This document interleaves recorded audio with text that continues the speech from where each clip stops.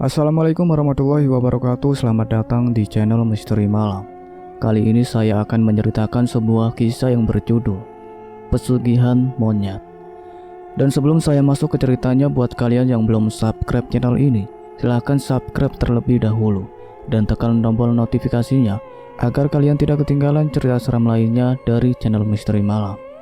Gak usah berlama-lama lagi, langsung saja kita masuk ke ceritanya.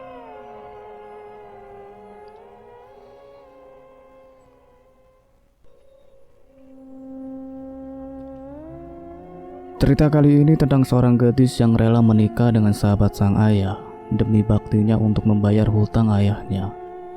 Hingga ia harus rela kehilangan janin yang belum sempat dilahirkannya untuk dijadikan tumbal. Sebut saja Dina. Ia sangat pasrah menuruti keinginan ayahnya untuk menikah dengan lelaki tua itu. Dia sudah beristri dan mempunyai seorang anak lelaki yang sebaya dengannya. Dina sendiri masih berusia 19 tahun. Namun di usianya sekarang ia sudah resmi menjadi Nyonya Tomo, lelaki 45 tahun kawan ayahnya. Ayah Dina ini seorang pemabuk berat dan tukang judi. Katakanlah hutang mereka menumpuk, bahkan rumah yang mereka tempati akan segera disita oleh bank. Oleh karena itu, Tomo menawarkan bantuan kepada ayahnya Dina, tetapi dengan syarat Dina harus menikah dengannya. Setelah acara ijab kabul selesai, Dina diajak memasuki mobil abu-abu di depan rumah.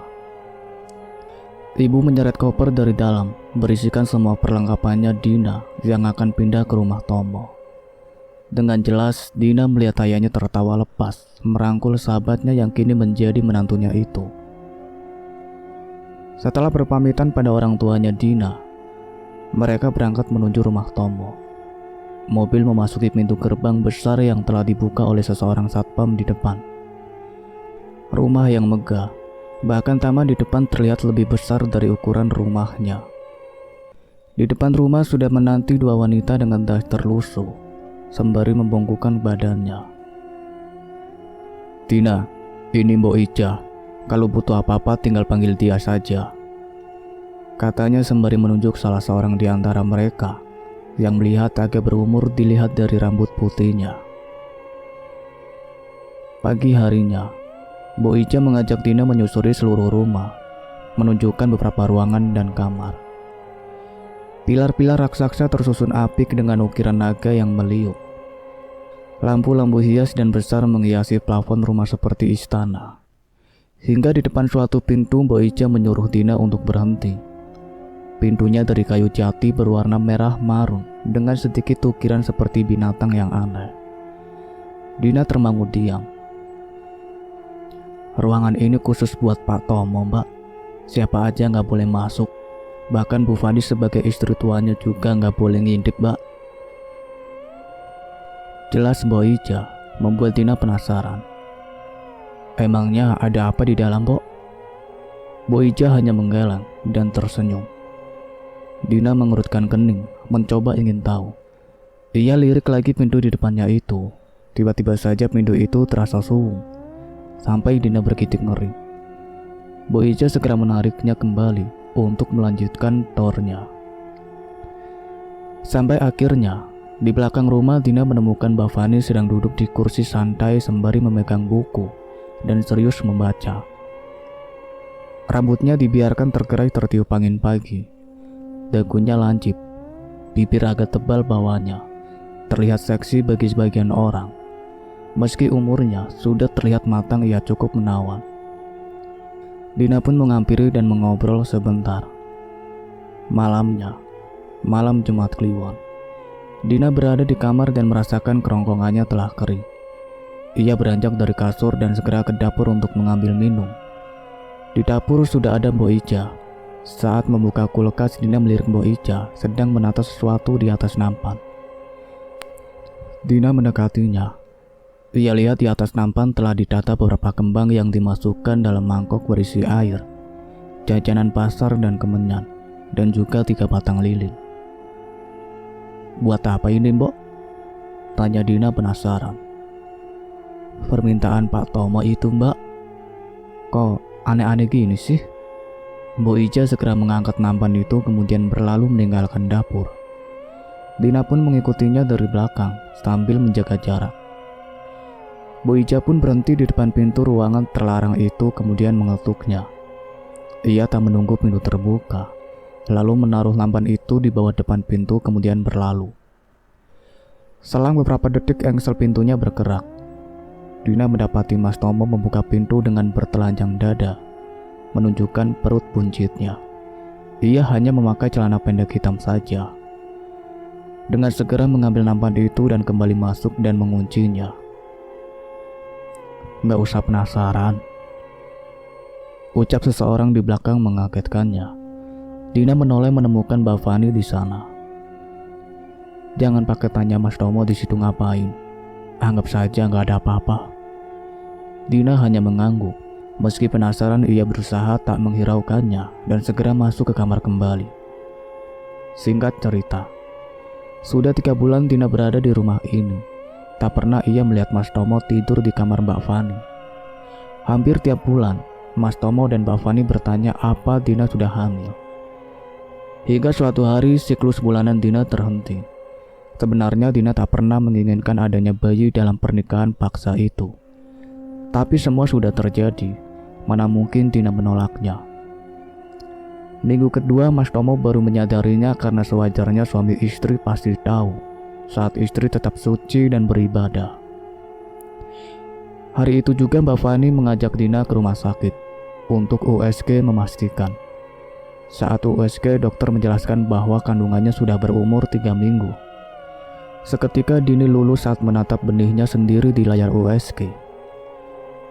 Hampir setiap malam Jumat Kliwon, Mbok Ija selalu menaruh nampan di depan pintu itu. Ingin sekali Dina melihat ada apa di dalamnya. Akan tetapi melihat pintunya saja nyalinya sudah menciut. Takut akan sesuatu yang entah apa. Dina bertanya pada Mbok Ija kenapa Mas Tomo hanya mempunyai 1 anak, sedangkan sebelumnya ia mempunyai istri lain. Ia bercerita bahwa dulu Mbak Tini sudah pernah mengandung sebanyak 3 kali dan semuanya hilang. Begitu pula dengan Mbak Fani. Katanya juga 4 kali mengandung, tapi yang berhasil lahir cuma 3 saja. "Hilang gimana sih, Mbok? Keguguran gitu tah?" "Ya udah, hilang gitu aja, Mbak." Seketika Dina mengelus pelan perutnya, takut mengalami hal yang sama seperti mereka. Seusai obrolan itu, Dina kembali melangkahkan kakinya ke kamar. Saat melewati ruangan terlarang itu, ia melihat pintunya sedikit terbuka. Dina coba mendekatinya ingin tahu apa yang ada di dalamnya. Dengan perlahan, Dina mengarahkan kupingnya ke pintu untuk memastikan apa ada orang di dalamnya. Bau kemenyan menyeruak memenuhi hidungnya. Samar-samar Dina mendengar suara. Ia tajamkan pendengarannya, seperti terdengar seperti monyet. Dina semakin mendekatkan telinga sehingga pintunya yang tersentuh terbuka sedikit lebar lagi. Pintunya berderit membuat Dina kaget. Seketika itu pula kepala Mas Tomo menyembul dari dalam. "Ngapain kamu ini?" tanyanya dengan nada meninggi. Dina beringsut mundur dan menundukkan kepala. Aku tidak sengaja, Mas." "Jangan sekali-kali lagi kamu pingin tahu di sini ada apa, bukan urusanmu." Dina gemetaran karena selama di rumah itu belum pernah sama sekali Mas Tomo membentaknya.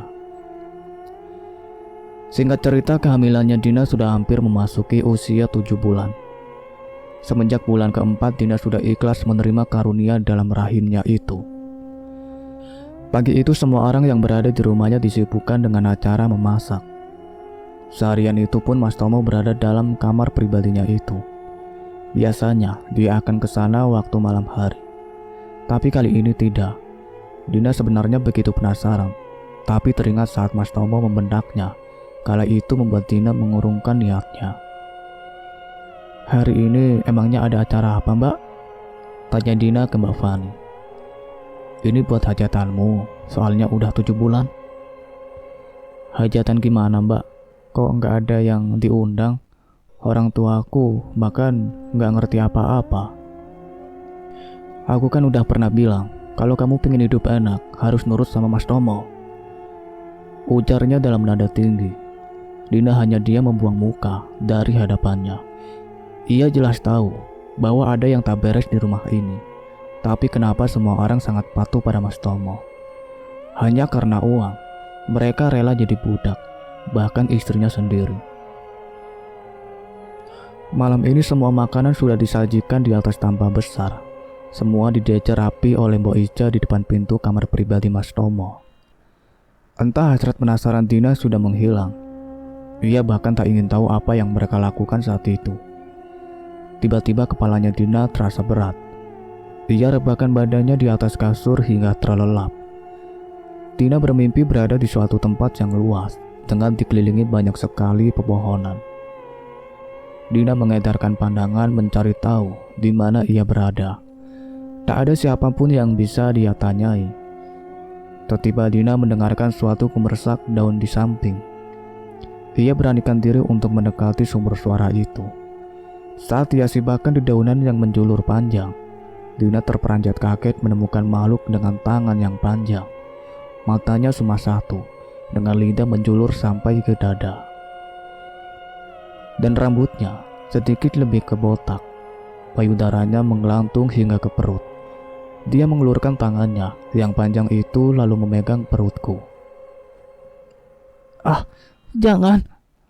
Dina mencoba melepaskan tangan itu dari perutnya, tetapi tak bisa. Bahkan genggamannya semakin erat ke pinggulnya. Tangan panjangnya melingkar berbelit-belit ke tubuh Dina, sehingga ia tak bisa bergerak lagi. Dina menangis sejadi-jadinya sambil terus berteriak, "Tolong, tolong!" Sepertinya semuanya sia-sia, karena tak ada seorang pun ada di sini. Perlahan wajahnya mendekat ke perut Dina, kemudian dengan cepat menjilatinya dengan lidah panjang dan kasarnya. Dina merasakan panas dan sakit yang amat sangat. Perutnya seperti dikoyak-koyak tanpa belas. Rasa sakit itu semakin menjalar. Dina juga tak kuat lagi berdiri. Tubuh sudah sangat lemas, tapi makhluk itu tetap menjilati perutnya. Dina merasakan perutnya kini telah kempes. Dengan tenaga yang hampir habis, Dina meliriknya ke bawah. Ia menengadah. Mulutnya penuh dengan darah kental kehitaman, kemudian menyeringai. Bibirnya tertarik melebar hingga ke telinga. Nafas Dina tersengal-sengal karena ketakutan yang luar biasa. Kemudian gelap. Dina tersentak kaget dan bangun dengan keringat dingin memenuhi seluruh tubuhnya. Kemudian teringat mimpi seram itu lalu dengan cepat meraba perutnya. "Oh, tidak. Perutku menjadi rata. Apa yang terjadi? Mas Tomo, Mas." Seketika Mas Tomo masuk ke kamar dengan tergesa-gesa. Kemudian duduk di samping Dina. "Kenapa?" tanyanya. Sambil menangis, Dina tarik tangan Mas Tomo ke arah perutnya. "Anakmu hilang." Dina terisak memandangnya, tapi dia malah tersenyum bahagia. "Kamu kok malah senang sih?" tanya Dina heran. "Udah, tenang aja.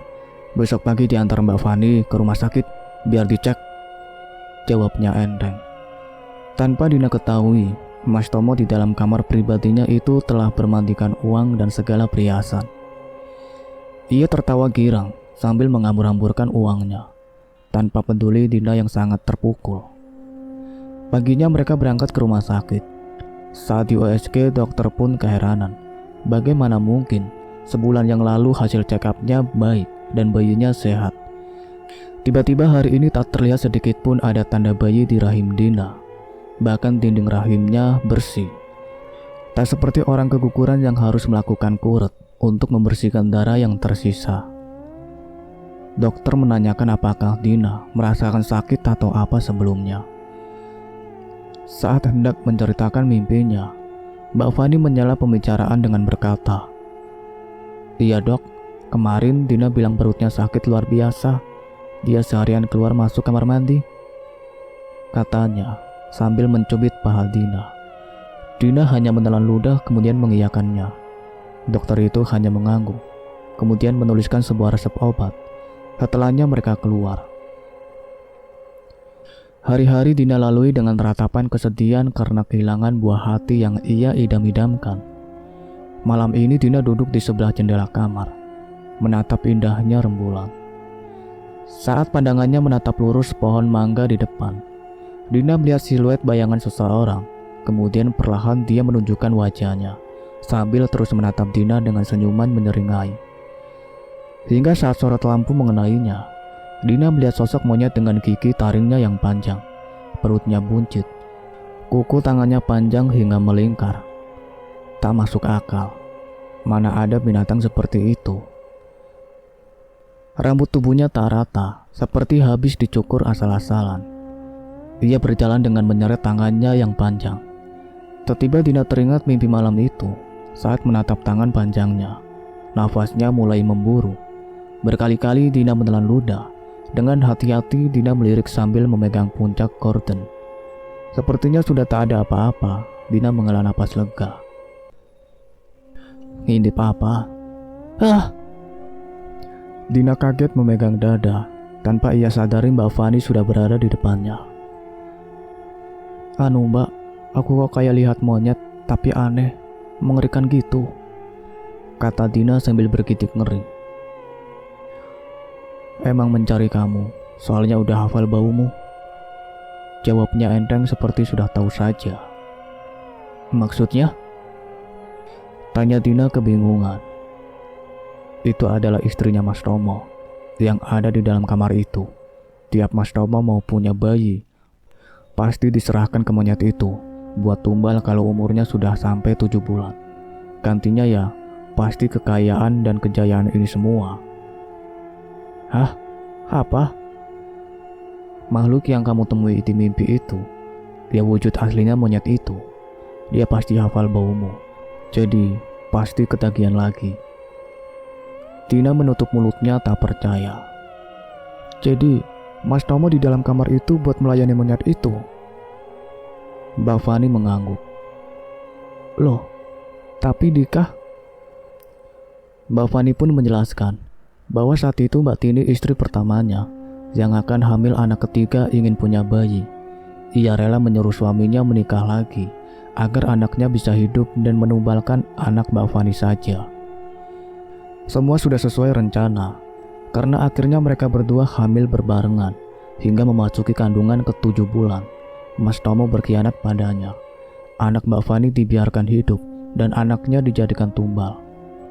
Karena telah jatuh cinta pada Mbak Fani, Mbak Tini marah luar biasa hingga akhirnya ia pergi meninggalkan rumah ini. Habis punya anak Dika, itu aku yang hamil lagi 3 kali. Tiga-tiganya dibuat tumbal.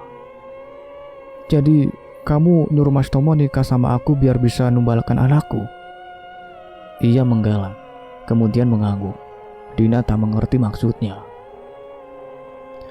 Aslinya aku yang ogah berbagi suami, tapi umurku sudah 37. Aku sudah sampai permenopause, udah gak subur, jadi dokter udah nyatakan kalau aku gak bakal bisa hamil lagi. Ya Allah Mbak, terus sampai kapan kita hidup seperti ini? Mbak Fani menggeleng sekali lagi. Aku juga gak tahu Din. Aslinya aku udah capek, tapi aku ya gak pengen hidup miskin. Sejak nikah sama Mas Tomo, hidupku enak semuanya keturutan. Udah dijalani aja, kita udah terlanjur nyebur gak bisa naik. Mereka pun saling pandang dan saling berpelukan meratapi nasib mereka berdua.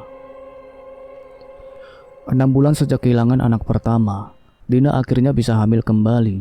Kali ini ia tak sebahagia dulu karena sudah tahu akhir dari riwayat bayinya.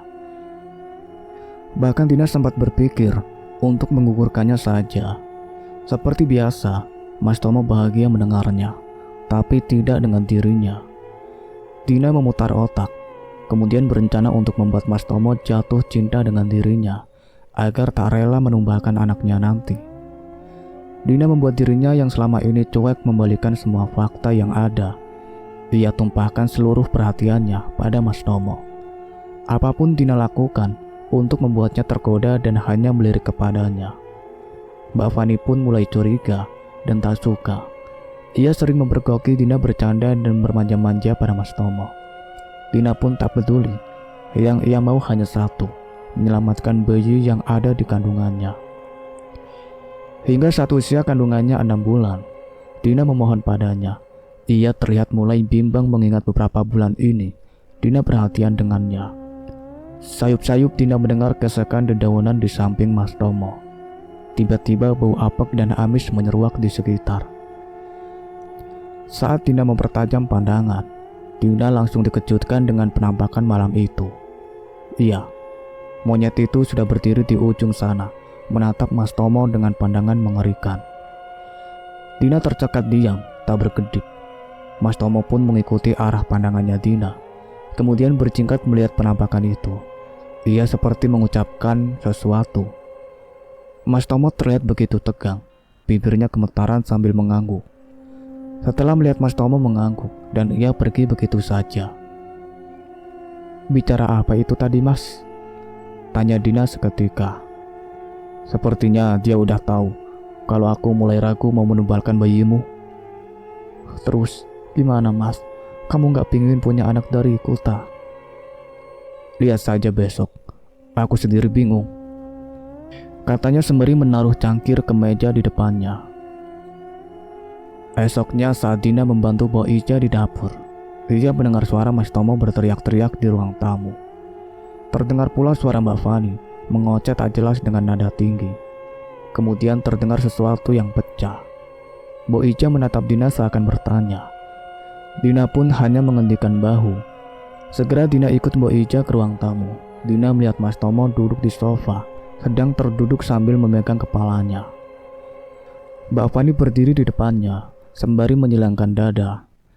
Saat melihat Dina dengan segera, ia menyambar rambut dan menjambaknya. "Ini akibat perbuatanmu. Kurang enak apa kamu di sini, ha?" Dina meringis menahan sakit dan mencoba menarik tangan Mbak Fani agar melepas rambutnya.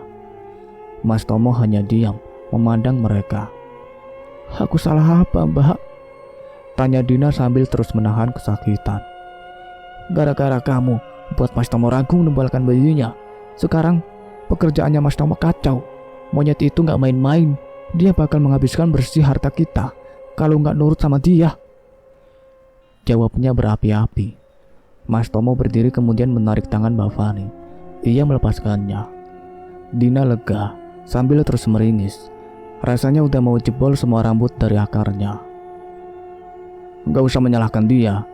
Harusnya kamu mikir siapa yang membuat dia masuk ke rumah ini. Kamu kan yang minta. Sekarang jangan salahkan aku kalau sampai tertarik madu ini," jawabnya lugas, bagaikan tersambar petir di siang bolong. Mbak Fani terdiam mendengar ucapan suaminya. Mbak Fani menjatuhkan dirinya ke lantai dengan lemas. Ia terdiam menatap lantai dengan pandangan kosong. Mas Tomo tak memperdulikan dan segera pergi meninggalkan mereka. Bo Ija segera mendekati mereka, meraih Mbak Fani untuk berdiri kemudian mendudukkannya di sofa. "Maafkan aku, Mbak. Aku cuma pingin nyelamatin bayiku. Gak ada maksud lain," kata Dina sambil menunduk di hadapannya. "Aku ngerti, tapi aslinya yang salah itu ya Mas Tomo. Kalau nggak gara-gara dia pakai pesugihan buat monyet itu, nggak bakal panjang gini. Kita ini cuma korban." Bo Ija segera pergi mengambil minum untuk Mbak Fani, meninggalkan mereka berdua.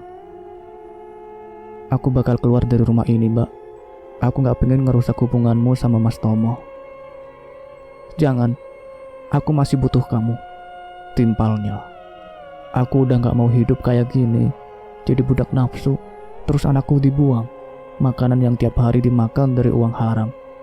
Bakalan aku asuh anakku sendiri, tak cari kerjaan sendiri, meski dikit yang penting halal," jawab Dina sekenanya. Mbak Fani pun berdiri kemudian dengan segera menggamparku. Dina merasakan darah mengalir di ujung bibirnya. "Terus kamu gak kepikiran nasibku tak? Nasibnya Mas Tomo. Kalau bayi itu kamu bawa pergi, monyet itu bakalan marah. Suruh nikah lagi loh, Mbak. Gampang kan?"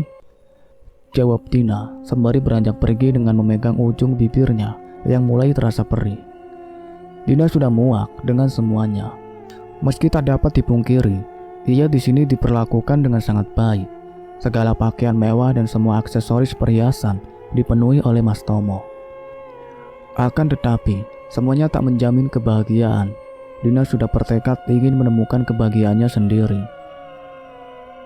Malam ini Dina tidur di rumah orang tuanya dengan perasaan gelisah. Entah apa yang terjadi, tubuhnya berasa panas dan begitu gerah. Apa mungkin ia sudah terbiasa tidur di rumah Mas Tomo yang ber-AC, sedangkan di rumah orang tuanya hanya ada kipas kecil di atas meja. "Ngapain sih, Nak? Nggak bisa tidur?" "Gerah banget, Bu," jawab Dina sembari terus mengibaskan dasternya. "Orang kalau hamil besar ya emang gitu kan? Apa kamu kepikiran sama Mas Tomo?" Secepatnya Dina menjawab. "Ibu kok gitu sih?" Ibu malah tersenyum, lalu berdiri dan segera membuka sedikit jendela kamar. "Kamu kan udah lama hidup bareng Tomo. Meski awalnya cuma pernikahan paksa, tapi buktinya kamu bisa hamil udah kedua kalinya lagi. Jelas kan, mulai ada rasa meski sedikit." Tiba-tiba perutnya terasa panas dan kaku. Dina berusaha menahannya tapi tetap terasa. "Aduh Bu, panas ini perutku. Aduh." Seketika ibu panik. "Bu, sumpah makin panas ini." Dina terus berteriak sambil menahan sakit. Kemudian secepatnya ia berlari ke dapur, mengambil air es dan kain. Segera ia menyibakkan dasternya Dina dan mengoleskannya perlahan. Tiba-tiba Dina melihat di luar jendela monyet itu melihatnya dengan tatapan dendam. Dina pun terperanjat kaget. Tangannya yang panjang ingin segera menariknya, tapi seperti ada yang menahannya. Bahkan jari-jari itu tak dapat menembus jendela yang terbuka. "Ah, itu Bu, monyet itu di situ." Dina menunjuk jendela sambil terus meracau sakit. Ibu pun menoleh. Sambil celingukan ia mengendarkan pandangan. "Mana sih, Nak? Ibu nggak lihat apa-apa." Gigi taringnya yang panjang seolah siap menerkamnya. Ia berusaha masuk dan memaksa tubuhnya, tetapi tak bisa. Dengan segera ibu mengusap perutnya Dina lebih pelan dan pasti, sambil membaca beberapa ayat dan bacaan yang entah apa. Dina melihat monyet itu semakin merasa kesulitan dan kesakitan.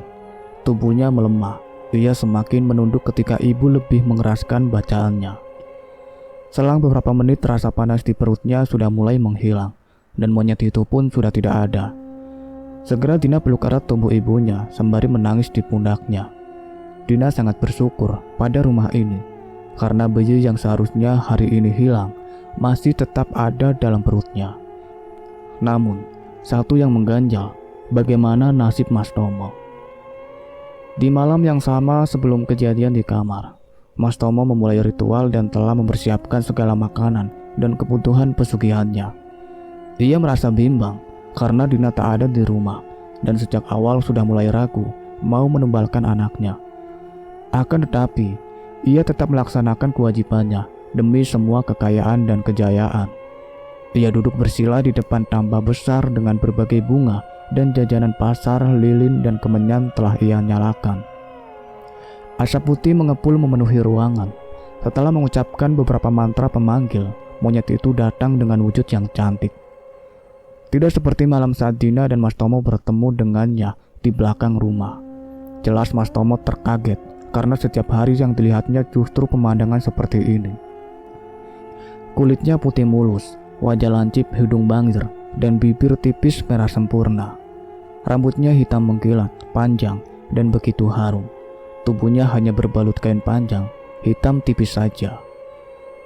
Tomo tersenyum nakal, inilah yang dirindukannya tiap malam. Tomo selalu siap melayani dan memuaskannya.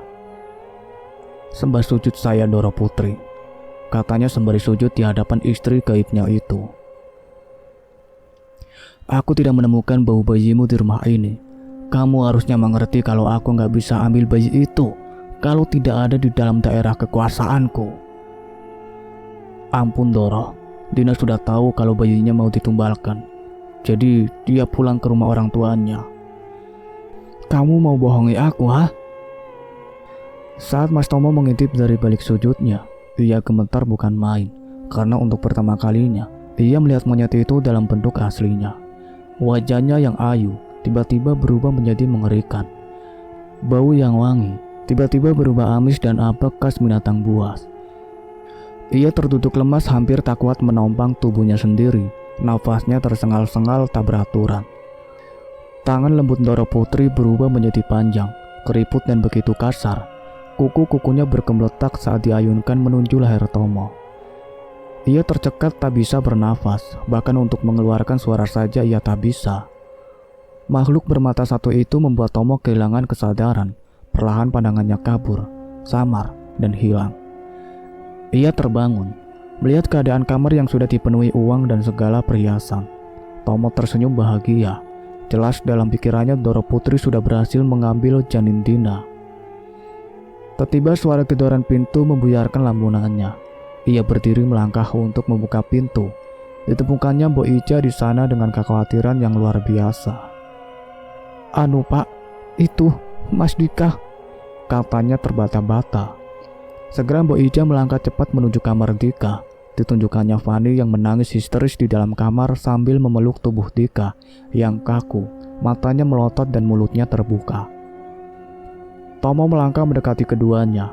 Ia memegang tangan Dika, memastikan nadi di pergelangannya. Tak bergerak sedikit pun. Dek, jantung Tomo serasa berhenti berdetak. Ia tak percaya anaknya telah tiada. Sambil terus terisak, Fani memukul-mukul tubuh Tomo tanpa ampun. "Gara-gara kamu Mas semua ini. Puas kamu membunuh anakmu sendiri." Tomo menerima segala pukulan dari Fani tanpa menolak dan membalas. Ia membiarkan istrinya menumpahkan segala kekesalannya. Ia menangis melihat anaknya yang sudah berusia 21 tahun telah kehilangan nyawa akibat perbuatannya. Menyesal sudah pasti. Kini baginya harta yang ia dapat tak sebanding dengan kehilangan nyawa anak semata wayangnya. Ia memang beberapa kali punya anak, tetapi sebelum hendak dilahirkan, semua anaknya telah hilang. Sehingga tak pernah sekalipun ia menyesalinya karena memang tak pernah bertemu dengan mereka. Tapi kini lain cerita. Anak yang selama puluhan tahun menemaninya telah direnggut paksa, tanpa belas kasih. Sungguh tak pernah ia merasakan yang sesakit ini. Mungkin ini yang dirasakan Tini, Fani, bahkan Dina saat kehilangan janin yang menemani mereka selama 7 bulan. Air mata Tomo tumpah ruah dalam pelukannya di tubuh Dika. Ia menangis sejadi-jadinya. Fani yang sudah lelah memukul kemudian ikut mengambur saling berpeluk pada tubuh kaku Dika. Cerita sebelumnya, saat Tomo pingsan akibat dicekik Doro Putri, sang monyet segera pergi mencari bau janin Dina. Ia menemukan Dina di rumah orang tuanya.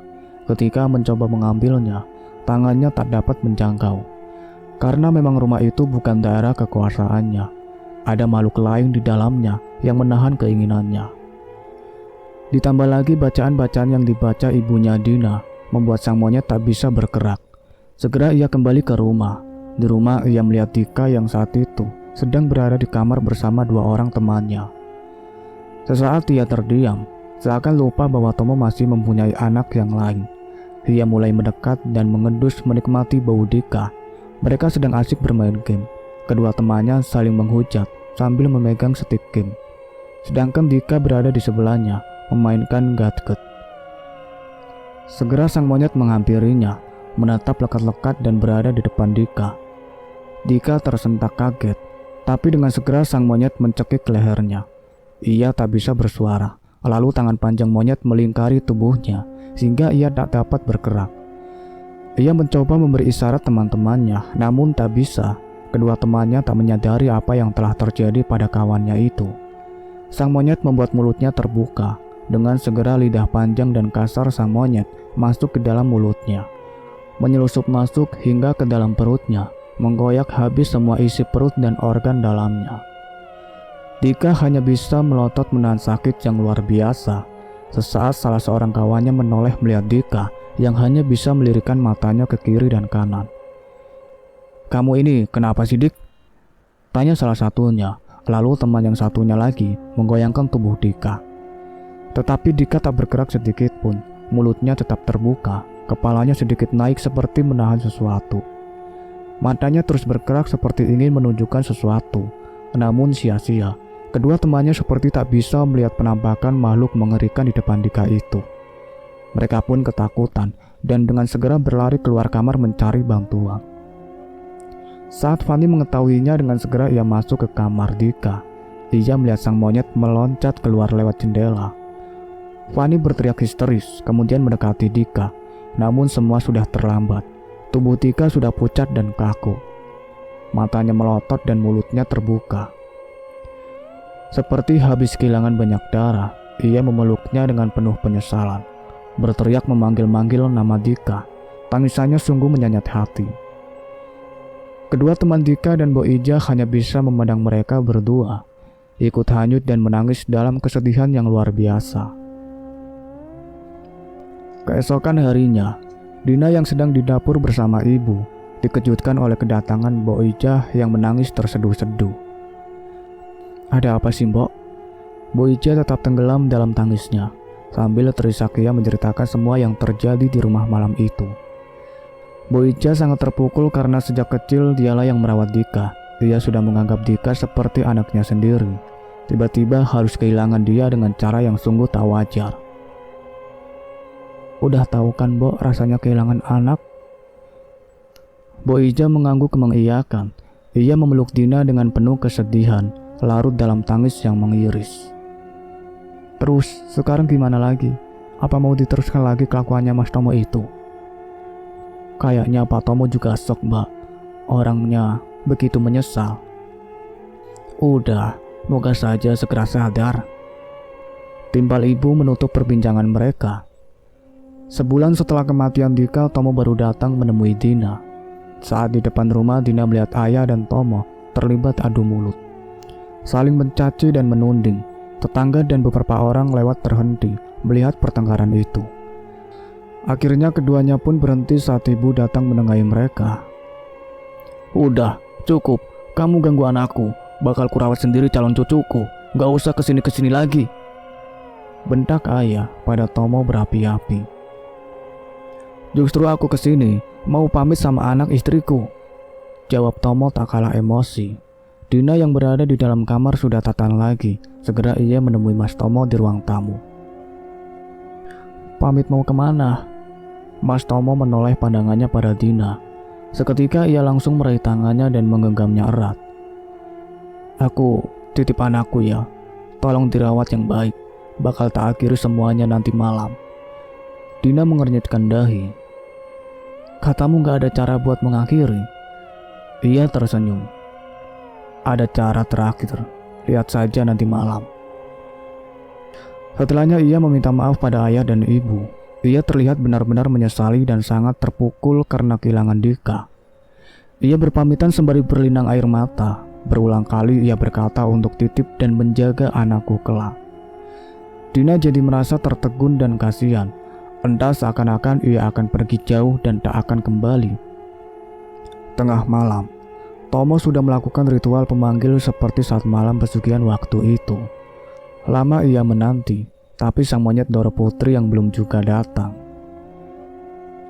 Di rumah, Dina merasa gelisah, entah tiba-tiba kepikiran Mas Tomo, padahal ia tak pernah sekalipun mencintainya. Dina seperti merasa takut akan sesuatu, memikirkan cara apa yang akan ditempuh Mas Tomo untuk mengakhiri pesugihannya. Dina mencoba menghubunginya, tetapi hanya nada dengung yang aku dapatkan. Berkali-kali keulang tetap sama. Akhirnya ia coba mengetik chat untuk Mbak Fanny.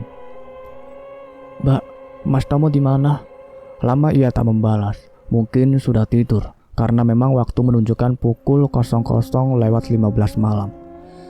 Dina melirik ponselnya berkali-kali, tetap tak ada jawaban, sehingga ia merasakan kantuk. Tiba-tiba ponsel bergetar mengagetkanku. "Mas Tomo gak ada di kamarnya. Ngapain kamu malam-malam nyariin?" "Mbak, tolong cari Mas Tomo. Aku punya firasat gak enak. Soalnya tadi habis pamitan sama aku." Setelah Dina mengetik itu, Mbak Fanny tak membalasnya lagi. Dina yakin dia sama khawatirnya dengannya dan segera mencari keberadaan Mas Tomo. Di dalam kamar pribadinya, Tomo terus merapalkan mantranya lebih keras lagi.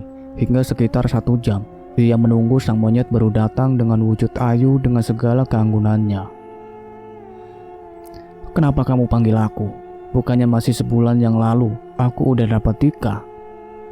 Sambil mengatupkan kedua telapak tangannya di atas kepala, Tomo berkata, Doro Putri, aku sudah siap mengakhiri semuanya. Cukup sampai di sini. Sang monyet pun tertawa. Udah yakin sampai di sini saja? Tomo mengangguk yakin. Ia sudah siap atas segala konsekuensinya. Perjanjian yang pernah diawali harus pula diakhiri. Kesepakatan dari awal adalah Tomo akan hidup mewah dengan segala kekayaan dan hidup kekal. Asal dalam 5 tahun ada tumbal bayi dari benih Tomo. Kini Tomo sudah lelah hidup seperti itu. Keinginannya sudah diambang batas. Tak peduli lagi akan segala kemewahan dan pangkat tinggi. Ia tak ingin lagi menyakiti wanita untuk diambil paksa janinnya. Kematian dirinya adalah tutup dari perjanjian itu. Dia harus rela menyerahkan rohnya untuk menjadi pengikut setia dan abadi dari sang monyet. Mendekatlah, ucap sang monyet. Segera Tomo berjalan dengan menggunakan lututnya mendekat ke hadapan Doro Putri. Saat sudah tepat berada di depannya, Doro Putri memegang kepala Tomo, kemudian merubah wujudnya menjadi makhluk mengerikan itu. Tomo sudah tak lagi merasakan ketakutan. Ia hanya diam menatap istri gaibnya, menampakkan wujud aslinya. Tangan yang memegang kepalanya seketika memanjang, demikian pula dengan tubuhnya membesar dan tinggi menyulang hingga hampir menyentuh plafon. Tomo menengadah, wajahnya melihat dengan jelas penampakan sosok yang selama ini digaulinya. Sungguh menyeramkan, dengan mata satu yang besar, mulut yang lebar dan taring, yang runcing memanjang seakan siap untuk menerkam dirinya. Berkali-kali ia menelan ludah, namun berusaha tetap tenang apapun yang terjadi. Hei Tomo, mulai detik ini, aku terakhir melihat wajahmu. Setelah ini rohmu harus jadi pengikutku yang abadi. Demi janin yang kau tumbalkan, ku ambil rohmu dari jasadnya yang sudah menjadi hakku. Ucap sang monyet, jelas dan lugas. Seketika kepalanya seolah ditarik secara paksa. Ia berteriak kencang karena merasakan sakit yang teramat sangat. Perlahan tubuhnya seperti mulai mati rasa. Dari ujung kaki kemudian merambat ke atas secara perlahan dan pasti. Panas dan sungguh perih seperti kulit yang terkelupas dari dagingnya. Ia terus berteriak dan meronta sekuat tenaga, tetapi tangan sang monyet semakin mencengkram erat kepalanya. Ia seakan merasa kini tulang belulangnya telah remuk, tubuhnya melemah, jiwanya hanya tinggal separuh lagi. Sakit teramat sakit.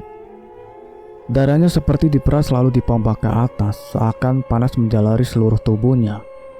Ia melihat tubuhnya kini mengerut dan menyusut, sungguh di luar nalar. Bahkan teriakannya tak bisa lagi mengungkapkan rasa sakitnya yang teramat menyanyat.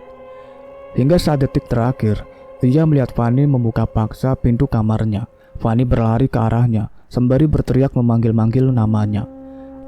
Namun semuanya sudah berakhir. Tubuh Tomo ambruk dengan keadaan yang mengenaskan. Wajahnya pucat membiru dengan mata melotot seperti kondisi Dika waktu itu. Tubuhnya menyusut dan mengering seperti sudah berumur ratusan tahun, seakan seluruh isinya disedot dengan paksa. Fanny mengangkat kepala Tomo dan menaruh di pangkuannya. Ia menangis terseduh-seduh. Dipelukannya tubuh suaminya yang sudah tak bernyawa itu. Sungguh mengerikan. Tubuh yang gagah dan padat berubah menjadi sedemikian rupa. Ia berteriak sekuat tenaga hingga membangunkan semua orang yang ada di rumahnya. Mbok Ijah, Mbak Warni, Pak Satpam, Pak Supir, dan tukang kebunnya menghambur masuk mencari tahu apa yang terjadi. Semua bercingkat kaget melihat keadaan majikannya yang mengerikan itu. Tak ada darah sedikit pun, tetapi benar-benar memilukan dan menyayat hati. Keesokan harinya, Dina sudah berada di rumah Mas Tomo untuk ikut mempersiapkan segala kebutuhan pemakamannya. Dina melihat keadaan Mbak Fanny yang masih shock. Banyak sekali orang yang memberikan ucapan bela sungkawa padanya. Namun ia hanya diam saja, menatap ke depan dengan tatapan kosong. Ia hanya membiarkan orang menyalaminya tanpa mengucap sepatah kata pun. Benar saja, apa yang dialami Mbak Fanny sungguh memilukan. Hanya dalam waktu sebulan, ia harus kehilangan 2 orang yang dicintainya. Entah setelahnya, ia akan hidup seperti apa dan untuk apa, tak akan ada lagi semangat baginya.